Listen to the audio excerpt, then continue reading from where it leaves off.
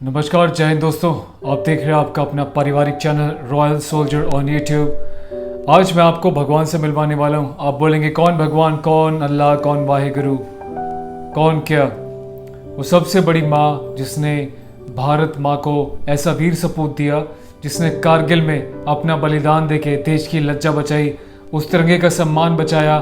जी हाँ, मैं बात कर रहा हूँ उस वीर गति को प्राप्त, शहीद वर्ड वैसे हट गया है टेक्निकली देखा जाए तो, पर जो लोग समझते हैं शहीद, तो आपको मैं बता दूं वही शहीद परमिंदर भाई, जिन्होंने अपनी जान की बाजी लगा के दुश्मन के दांत खट्टे कर दिए, उनको वापस खदेड़ दिया और उनके सर गोलियों से भून दिए। उस वीर सपूत की माँ को फ़ोन करने में जा रहा हूँ आज। माता जी को फ़ोन करने से पहले मैं बता दूं परमिंदर भाई के बारे में आपको। जब सामने पोस्ट पे चढ़ने के बाद ऊपर दुश्मन फायरिंग कर रहा था, उन्होंने परवाह नहीं की। अपने सेक्शन के साथ, अपनी टीम के साथ वो आगे बढ़ते रहे। जब दुश्मन की फायरिंग से उनके साथी घायल हो रहे थे, उनको गोलियां लग रही थी, उनको भी गोलियां लग गई थी, फिर भी वो आगे बढ़ते रहे और उन्होंने ठान लिया था कि आज तो मैं भारत माता की इज्जत के लिए दुश्मन को छोड़ूंगा नहीं। उनका लक्ष्य मरना नहीं था, दुश्मन को मारना था। और कईयों को एक साथ मार के, उनको गोलियों से भून के, उनकी पोस्ट पे कब्जा करके वो वीर गति को प्राप्त हुए। तो हेड्स ऑफ ऐसे माँ के सपूत को यार। और उस जननी से, उस वीर सपूत की माता जी से आज हम फोन पे बात करने जा रहे हैं। पहले मैं आपको बता दूं कि वो इकलौते बेटे थे अपने माँ बाप के। परविंदर भाई जो है इकलौते बेटे थे। उनकी शादी हुए मुश्किल से 2-3 महीने ही हुए थे, लेकिन दुर्भाग्य ये रहा कि माता पिता ने बोला कि बेटा अगर तू शादी नहीं करेगी तो तेरी ज़िंदगी बर्बाद है। 2-3 महीने के बाद ऐसा कुछ हो गया फैमिली के साथ, आपके साथ, हमारे साथ, तो आप एक काम करो, शादी कर लो। और दूसरी शादी कर ली। और उसके बाद माँ बाप जो है बिल्कुल गांव से अलग, खेतों के बीचों बीच अकेले रहते हैं। ना इनके पास कोई रोज़ाना आता है, ना कोई जाता है, ना इनसे फ़ोन पे बात होती है इतनी, क्योंकि इतने ज़्यादा ना तो लोग हैं, रिश्तेदार। इकलौता बेटा था, वो भी भारत माता की रक्षा करते हुए वीर गति को प्राप्त हो गया। तो आज हम उस जर्नी से, उस माँ से बात करने का प्रयास करते हैं, उनको फ़ोन लगाते हैं और देख पाते हैं अगर माँ से बात हो पाती है। तो पहली बार मैं बात करने जा रहा हूँ, देखता हूँ माँ का रिएक्शन क्या होगा।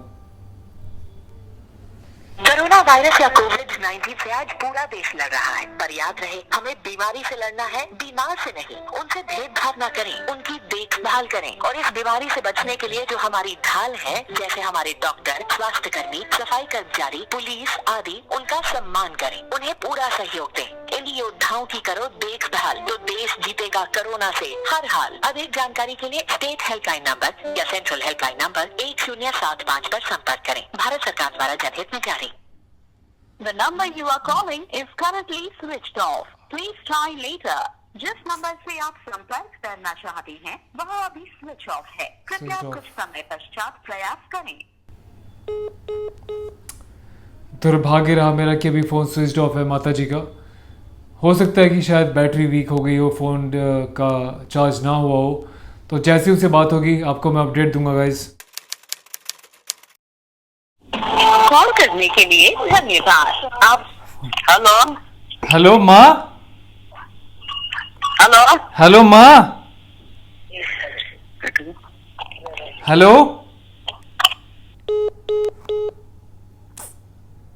कट गया, दोबारा से मिलाता हूँ।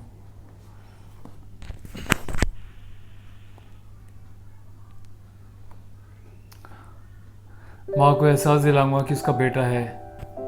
जिस नंबर पर कॉल कर रहे हैं वह अस्थायी रूप से सेवा में नहीं है। क्या यार,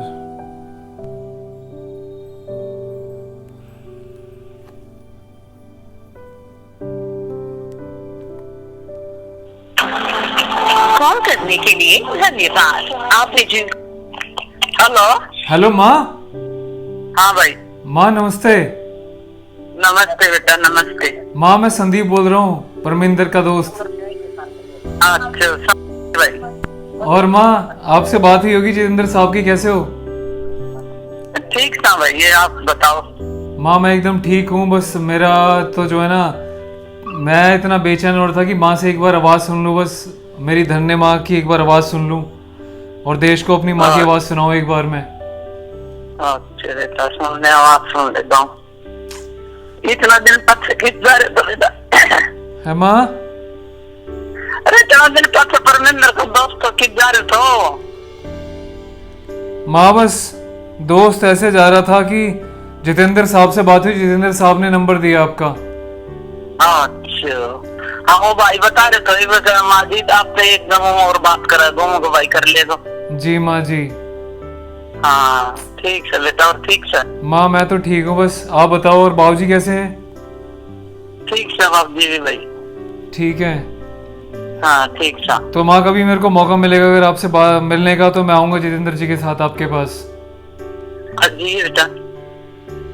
और मैं सुबह आपको फोन ट्राई किया था पर फोन जो था ना आपका ऑफ जा रहा था कई बार। भाई फोन तो मेरे का नहीं थो। हाँ नहीं माँ ऑफ जा रहा था, मैंने बहुत बार ट्राई किया। अब कोई और देखो को भाई कोई को नहीं मिले होगो। जी माँ जी। ठीक है तो बेटा। तो माँ रोटी वोटी खाई नहीं खाई अभी? रोटी बना रहा था बेटा ही। अच्छा रोटी बना ही रहे थे। हाँ अच्छा तो बना माँ लेते हैं रोटी गैस पर। अच्छा तो माँ ये मेरे को बताओ अभी आपने तो माँ मैं क्या बोलूँ, मेरे पास इस टाइम आपकी आवाज़ पूरा देश सुन रहा है। मैं फोन कॉल पे हूँ और रिकॉर्डिंग पे भी हूँ। अच्छा बेटा। तो माँ मैं ये जानना चाहता हूँ कि आप कुछ सबसे पहले तो माँ पूरे भारत की तरफ से ना आपको एक बहुत बड़ा सैल्यूट है कि आपने एक ऐसे वीर पुत्र को जन्म दिया जिसने भारत माँ के लिए अपना सर्वोच्च बलिदान दिया माँ। तो आपको दिल से बहुत बहुत सैल्यूट है माँ। आप जैसी माँ तो लाखों करोड़ों में से गिनी चुनी होती हैं जिस पे बहुत नाज है हमें, और ये सौभाग्य है देश का कि आपकी आवाज़ सुनने को मिल रही है उनको। वो तो ठीक है पर भाई हम नहीं दे रहे हम टीम कट्टा का हो। जी माँ मेरे को बताओ कि कोई दिक्कत परेशानियां हैं जिसको मैं देश के सामने रखूं, सरकार के सामने रखूं? ठीक है बेटा कोई परेशानी होगी तो बता देना। ठीक है माँ, ठीक है माँ। ठीक है। ठीक है माँ, ध्यान रखिएगा अपना। हाँ ठीक है। ठीक है माँ, जय हिंद। जय हिंद।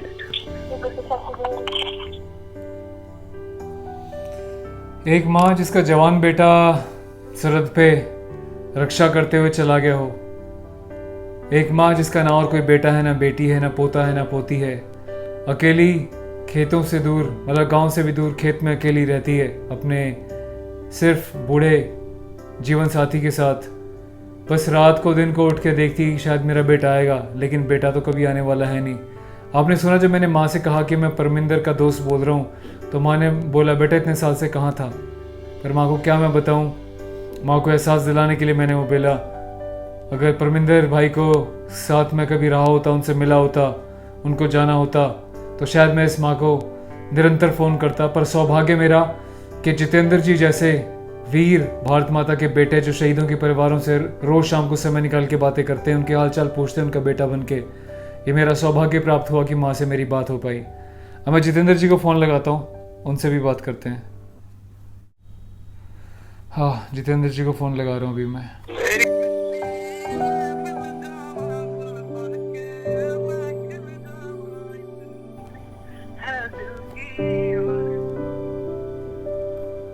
हेलो जितेंद्र साहब। हाँ नमस्कार साहब। नमस्कार साहब, जय हिंद। जय हिंद साहब आपकी आवाज़ तो सुनने के लिए दुनिया तरस रही है। अभी मैं रिकॉर्डिंग लगा के बैठा हूँ सिर्फ आपको ये बताने के लिए कि मैंने अभी माँ से बात करी और माँ को मैंने बोला कि मैं परमिंदर जी का दोस्त बोल रहा हूँ, तो मुझे छोड़ते पता है माँ क्या बोलती? हाँ बेटा इतने सालों से कहाँ था तू, इतने सालों से मुझे कभी याद नहीं किया। तो यार दिल सा टूट गया। फिर माँ को मैंने बताया कि माँ दोस्त मैंने इसलिए बोला कि वो जवान था, हमारा सैनिक था मैं, लेकिन मेरे को जितेंद्र जी ने आपका परिचय कराया, जितेंद्र जी ने नंबर दिया, तो माँ मेरे को बेटा समझो और आपसे इसीलिए बात कर रहा हूँ बस कि आपसे दो शब्द बात हो सके। और माँ को धन्यवाद दिया मैंने कि माँ आपकी कोख से एक वीर सपूत जन्मा जिसने भारत माता के लिए इतना बड़ा सर्वोच्च बलिदान दिया। तो माँ को ज़्यादा दुखी नहीं किया मैंने, फिर ज़्यादा बस बात नहीं कर पाया माँ से। अब निरंतर बात करता रहूँगा बीच बीच में। अब माँ से परिचय हो मैं गया। जाऊंगा ना साहब, मैं पूरे जीवन भर उनसे सब पूरे देश की तरफ से मैं जाऊंगा मिलने, कोई मिले या नहीं मिले, कोई बात करे या नहीं करे, लेकिन मैं जाऊंगा साहब। साहब आपके साथ मैं भी जाऊँगा, आप और मैं एक साथ ही जाएंगे। जरूर जरूर, और उसी समय फिर हम भैरव सिंह जी को भी मिलेंगे। बिल्कुल सही बात, बिल्कुल। मैं दोस्तों आपको बता दूं भैरव सिंह जी की हम बात करें, जो बॉर्डर मूवी के जो भैरव सिंह है जिसका रोल सुनील शेट्टी ने किया, जिसकी सच्चाई मैंने पिछले वीडियो में बताई थी, किस तरीके से भैरव सिंह का रोल करने वाले सुनील शेट्टी ने जितेंद्र जी को 1 रुपये की हेल्प नहीं दी थी। आए थे बड़ी बड़ी बातें करके, लेकिन कोई 1 रुपये की हेल्प नहीं करी। तो जितेंद्र साहब, यस सर। अभी आपसे जब बात हो रही है तो 5 मिनट का समय है, बात हो सकती है? यस सर, बिल्कुल बात कीजिए। साहब मैंने कहा अभी चलते चलते कोई एक कोई किस्सा ही सुना दो दर्शकों को साहब।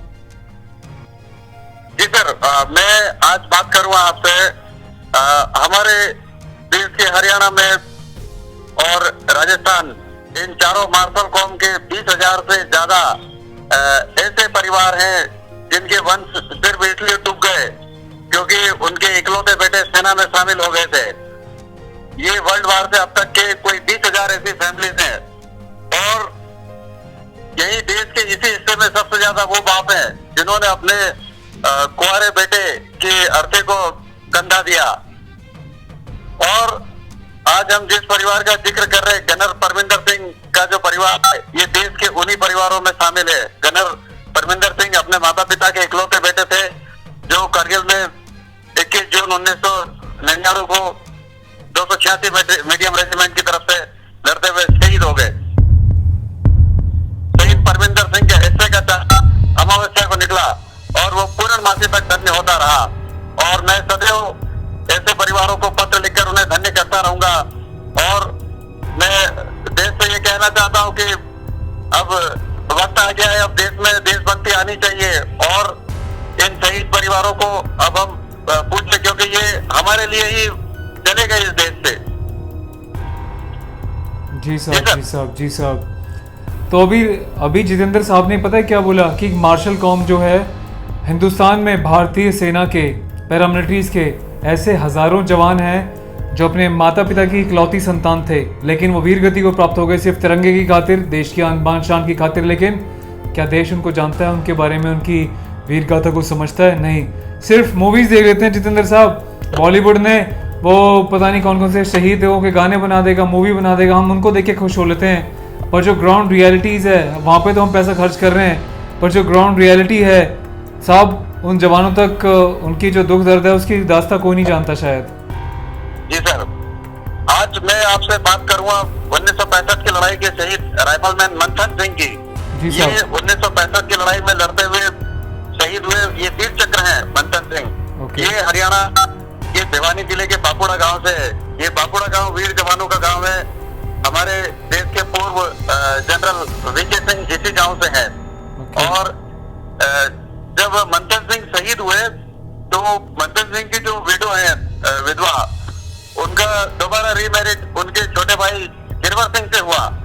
गिरवर सिंह भी भारतीय सेना में सिपाही थे और ये 1988 में राजपूत रेजिमेंट की तरफ से ऑपरेशन पवन श्रीलंका में लड़ते हुए शहीद हो गए। गीता देवी हमारे देश की एकमात्र ऐसी विडो है जिन्हें 2 शहीद की बेवा होने का गौरव हासिल है। देश ऐसी विधवाओं को नमन करे और उनके इस बलिदान को महसूस करे। रोंगटे खड़े हो गए हैं। इस गांव के दूसरे जवान प्रताप सिंह जी 2007 में कुपवाड़ा ऑपरेशन में शहीद हुए। अरे साहब, धन्य है यार, ऐसी अर्धांगिनी को, ऐसी माँ को दिल से नमन है। और एक बार मुझे फिर से याद आ गई उस वाक़े की जो मैंने देश में बात उठाई थी, कुछ मूवी डायरेक्टर्स के खिलाफ जो शहीदों की वर्दी को और उनके परिवारजनों के बारे में इतनी अपमानजनक बातें दिखा रहे थे। तो साहब, ऐसे घटिया लोगों को जानना चाहिए कि देश का जवान क्या होता है। एक ऐसी महिला जिसने एक नहीं 2 बार अपना जीवन साथी ऐसा मिला कि वो देश की सेना का हिस्सा था और दोनों बाद वो वीरगति को प्राप्त हुए दोनों जवान, और वो 2 वीरों की इकलौती ऐसी अर्धांगिनी है जो अपने पतियों से दूर है। साहब, माफी चाहता हूँ बीच में रोका।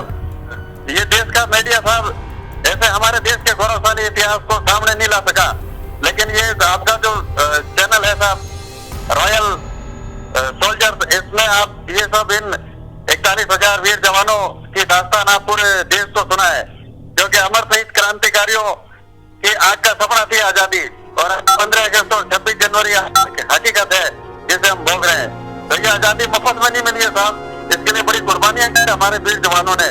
इनकी कहानियां आप देश के सामने जरूर लाएं साहब।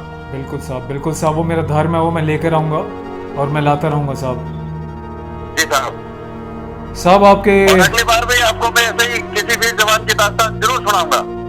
वो सर धन्य भाग होगा हमारे देशवासियों का कि आपके अपने पारिवारिक चैनल रॉयल सोल्जर के माध्यम से देश को ये वीर गाथाएं सुनने को मिल रही हैं। तो ये बहुत बड़ा सौभाग्य है और मुझे इस बात का गर्व है कि इस चैनल के माध्यम से युवा तक वो चिंगारी, वो आग जा रही है, जिससे कि वो आने वाले भविष्य में आर्म फोर्सेस ज्वाइन कर सकें और भारत माता का नाम रोशन कर सकें। जी साहब, आपसे मैं विदाई चाहूँगा। आप भी अभी ड्यूटी पर हैं, प्लीज़ अपना ध्यान रखें और आपसे मैं अगले और विषय पे फिर बात करूँगा साहब। ओके सर, जय हिंद साहब। जय हिंद साहब, जय हिंद। तो दोस्तों, अगर आप पहली बार देख रहे हैं अपना channel royal soldier on YouTube, मैं आपको बता दूं कि मैंने एक ऐसी मुहिम छेड़ी है जिसके तहत 135 करोड़ की आबादी हिंदुस्तान में एक इकलौता ऐसा व्यक्ति, जितेंद्र जी जिनका नाम है, वो वीर गति को प्राप्त, शहीद में नाम यूज़ करूँगा क्योंकि कुछ लोगों को शहीद ही समझ आता है, वीर गति को प्राप्त सर्वोच्च बलिदान देने वाले वीर शहीदों के परिवारों को पत्र लिखते आ रहे हैं करगिल युद्ध से। और इनफैक्ट 1944 तक जो पहले के भी जो शहीद थे उन हर एक परिवार को उन्होंने पत्र लिखे हैं, चाहे वो कैप्टन विक्रम बत्रा की फैमिली हो या फिर कर्नल संतोष जी का परिवार हो।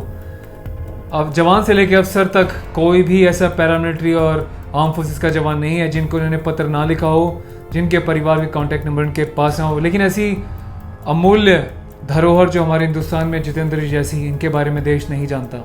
मीडिया वाले, सेलिब्रिटीज़ वाले आते हैं, काम निकाल के चले आते हैं, कहते हैं हम केवल मूवीज़ बनाएंगे, कॉन्टैक्ट लेते हैं, लेकिन सब चले आते हैं, वीडियोस बनाते हैं, फ़ोटो खिंचा लेते हैं, जय हिंद, वंदे मातरम, भारत माता की जय, लोग मिलते हैं, बोल के चले आते हैं, पर किसी ने इनकी हेल्प नहीं करी।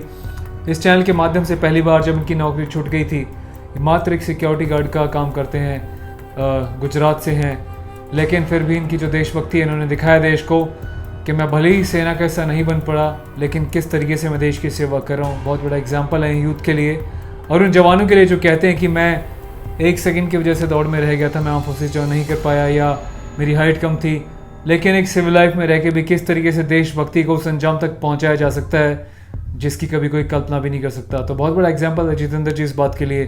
तो दोस्तों के साथ, युवाओं के साथ, भारत माता के सपूतों के लिए इस वीडियो को शेयर करें।